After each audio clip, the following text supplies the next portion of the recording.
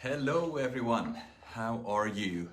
I am happy to be here with you today on another Facebook Live. I'm just starting to get used to these Facebook Lives, so I hope you can forgive my greenness as I'm going through this process at the moment. I just had a live on Instagram which was conducted, the conversation in Farsi or in Persian.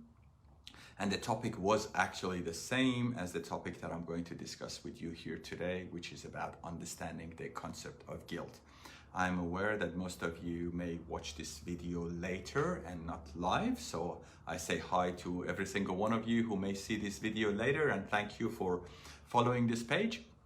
I just want to kind of share with you some background information about what I'm trying to do on this page, and what are the format and what are the ideas that we may communicate and speak about on this page. So my general aim here is to promote mental health and our understanding of psychological processes.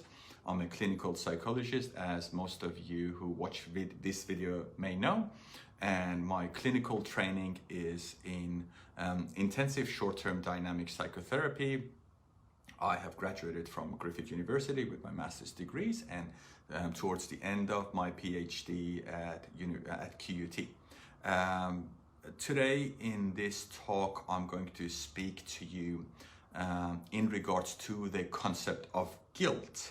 I truly believe that guilt is one of the most important, fundamental, central, significant concepts in human psychopathology, and one that I repeatedly experience in my clinical practice that is misunderstood by general public. I just wanted to add here, some of the people who follow this page are therapists or practitioners themselves. I want to emphasize that I'll try to clarify this concept from both perspectives. So if you're watching this video and you're just someone who is interested in psychological processes and the process of psychotherapy, or you want to get to know yourself, you're more than welcome. I'll try to help you and clarify this concept the best way that I understand it. And if you are a therapist or practitioner, I'll try to make very specific references to important processes that you may need to consider when working with clients, especially clients who are suffering from guilt. Although in all fairness, it's such a central concept that so repeatedly the root of problems are related to such emotion. So let's get into it, and let's start with clarifying what it means to feel guilt, what are the origins of this kind of emotional experience, what is the function of it, what is healthy guilt, what's unhealthy guilt, what's conscious guilt, what's unconscious guilt, and how can we help our clients, our patients, to deal better with it. And if you are a client who is following this page, what are the things to consider in dealing with this emotion? So the first principle to keep in mind is that the experience of guilt, if you're a person who experiences guilt, if you're aware of it, the number one thing that it means is that inside you there is attachment, there is care, and there is love for others. A person who doesn't have love in them, who doesn't have attachment with them, will not experience guilt. So in some ways, having guilt is a good thing. So fundamentally, guilt is meant to be an adaptive emotional experience. And it's a fairly complex emotional experience because guilt comes from the duality of, on one hand, having feelings, love and attachment and care for another person, and on the other hand, having feelings or urges or wants or wishes that are in conflict with the feeling of love and care for the other person. So if I give you an example, if I speak badly to my wife or to my son or to my friends or a person that I really deeply care about, and I get a sense that I have hurt that person with my actions, I may experience guilt for what I have done. And I think we should all agree that feeling guilty when we have done bad behavior, bad actions, transgression, that's probably a healthy emotion to be experienced. In fact, people who do not feel guilty when they have done bad things end up being the Donald Trumps of life. They're either completely sociopathic or they use defenses to ward off their experience of guilt. So healthy experience of guilt associated with our actions or our wrongdoings will drive us to reach out to the people whom we have hurt and can provide an opportunity for repairment or reparation within the relationship. And in that way is considered a healthy emotion. On the other hand, as a general principle, feeling guilty over your thoughts, over your feelings, over your fantasies, ideas is unhealthy. It's pathological. And the kind of logic and reasoning behind it is very simple. Actions are considered bad or negative that they hurt other sentient beings. When you have a thought in your head, when you have an emotional experience inside your body, and you do not act on that experience, it's not worthy or warranted for you to experience guilt over it. And if you do, it's a pathological, it's not healthy, it's not adaptive, and it's important to label it that way. For example, if I get feelings of anger towards a person that I love, whether it's an attachment figure, my mom, my dad, my wife, my kids, my friend, that is normal, and it's good for me to be able to tolerate my mixed emotions. I love my wife, and when she does things that hurts me, I feel angry at her. And it's healthy for me to be able to love her and be angry at her at the same time and tolerate the emotions of guilt that may be associated with it, knowing that I haven't done anything wrong. So that's kind of, just a sign of my care. But if I beat up on myself, if I really feel bad for having these emotions in me, if I judge these emotions as bad emotions in some ways, I'm not allowing myself to have my normal human experience. While I do respect anyone's religious beliefs or ideas, for example, one of the really downsides of certain sections of kind of Catholic ideas is that if you have a negative thought in your head, you have done the wrong deed, the wrong action, and you're worthy of experience of guilt. And this cannot be any further from truth. If you have any thoughts inside your head, if you have any feelings that you may consider negative inside your body, but you haven't acted upon them and you haven't hurt anyone with it, you really don't need to feel guilty about that. So I just thought it's important to clarify first these two concepts: guilt over our wrong actions, our bad deeds, act of transgression, is healthy. And when guilt is experienced healthily as an emotion, drives us to reach out to the people that we have hurt or do something positive about it. However, if guilt is over our thoughts, our feelings, our fantasies, is unhealthy. We are punishing ourselves for crimes that we have not committed. We do not choose our thoughts and our feelings and our urges. We do choose our actions. So for that reason, feeling guilty over your thoughts and your feelings is unhealthy. Now that we clarify that, I think it's important to clarify another two concepts that repeatedly in my clinical practice, I notice that clients may have difficulty differentiating. And also in supervision, I notice, or training or kind of working with colleagues, I notice a lot of times for practitioners, this concept may not be as clear. So I'll try to make a really good case for it. And that's the difference between the processing of emotion of guilt, which is a subjective and physiological experience within our body. So when I feel guilty, I genuinely have an experience of emotion of guilt inside my body. So one is the feeling of guilt. The other one is a lot of times when patients or clients talk about feeling guilty, they use the word guilt, but they are referencing to mentally or even physically harming themselves and beating up on themselves. I think this is such an important differentiation, because to mentally punish yourself, to physically hurt yourself, to self-sabotage, to go and get drunk or put all your monies in the pokies or in whatever action that is going to be harmful to you. And maybe working with a client and say so, and they claim that they felt guilty, and I say, how did you feel that guilt in you? And they say, well, I got drunk and I went and lost all my money, or I went and gambled, or they say I felt guilty, and I'm like, how did you feel it? And they say, oh, I banged my head to the wall, or I cut myself. And at those times I invite them to recognize that in fact they really didn't feel their guilt. They punished themselves by cutting themselves, or by getting drunk, or by doing other actions that are self-harming.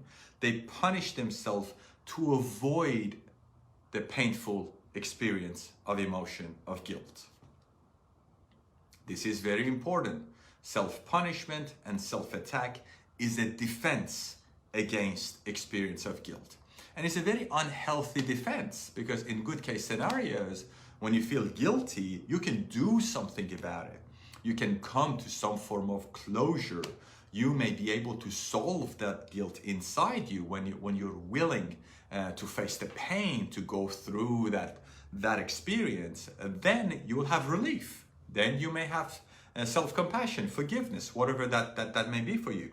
But if you block your guilt out and push it down by anxiety or any other strategy, and then mentally self-punish yourself and hurt yourself, there is no end to it, is it? You can just keep punishing yourself because the guilt is still there.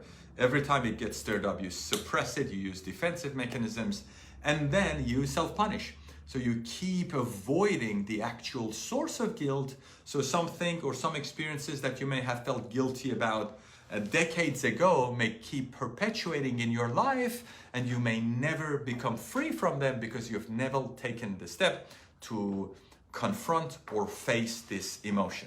So I thought it's very important to clarify the differences between healthy experience of emotion of guilt as an emotion in our body and the action or behavior or the mental process of self-punishment, which is a defense against experience of guilt.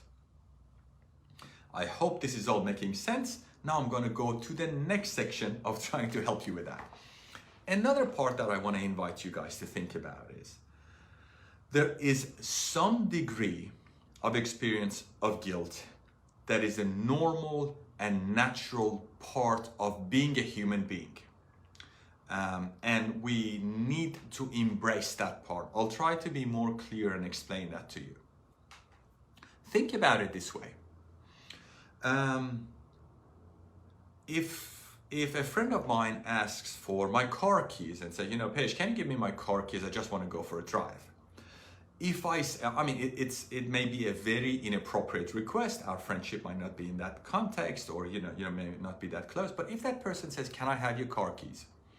If I say no to that person, naturally there would be a degree of emotion of guilt that I will experience, because I'm putting my needs ahead of the needs of another person. And because I care about that person, by saying no to them and saying yes to me, I will naturally experience some level of emotion of guilt.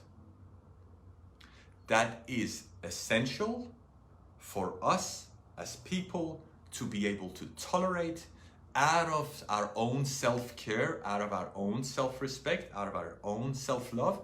Is important to be able to tolerate that amount of guilt. Because if you're not able to tolerate that, you would be a person who can never say no to others. How many times, for those of you who are therapists, I'm sure many times you've heard it from clients, for the rest of you, for clients or other people who are just following this page, I'm sure you have had a friend like that, or you may have experience like that you cannot say no.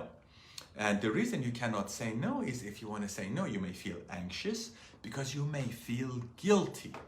So in order to avoid the emotion of guilt, you say yes to everyone. And then you resent people for asking. But in all fairness, part of being a healthy human being is to be able to tolerate healthy dose of guilt that comes naturally with our everyday conflicts in our lives with other people. So I think it's important to make a case about that, so that we recognize, oh, to be assertive, to be a person who can have boundaries, to be a person who can flexibly and comfortably get along with people, I need to get okay and understand my healthy experiences of guilt and embrace them, because I do care for myself. I say no and put up with that experience of guilt, and that's very healthy. So that's another important distinction to make. And now I go to my next point. There's so many of these guys, but I think it's important to make them. Honestly, I feel like I could easily have 5 or 10 lives on the concept of guilt, because it is so central and is so misunderstood in the psychotherapeutic processes when individuals talk about it. Another important issue to think about is that the feeling of guilt may be conscious or unconscious. And that's really important, because conscious guilt, you're kind of aware of it, and there's a whole spectrum of consciousness and subconsciousness and unconsciousness. But let's just look at it in a dichotomy for a second and say, if a guilt is conscious, there's a certain thing that you feel bad about it, so you have access to it. But a lot of times our guilt could be unconscious. And what is possibly more damaging than that, to have a part within you that is driven to harm you, to do damage to you, that believes there's a need, or kind of creates a need for suffering inside you due to that unresolved guilt.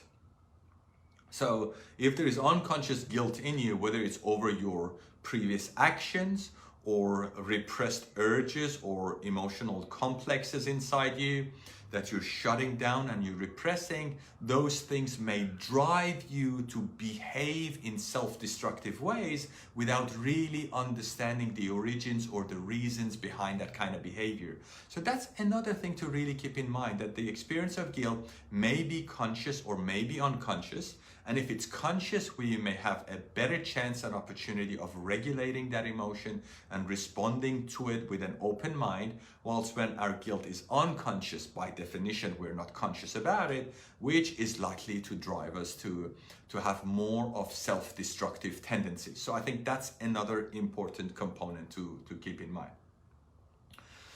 I want to confess, it's Friday afternoon and I'm really tired, and I feel like I have covered the basis of the concept of guilt. So I talked about evolutionary, where the concept is coming from. I tried to differentiate the experience of guilt, the rationale for it, and differentiate it from self-attack or self-punishment or defenses that we use against it.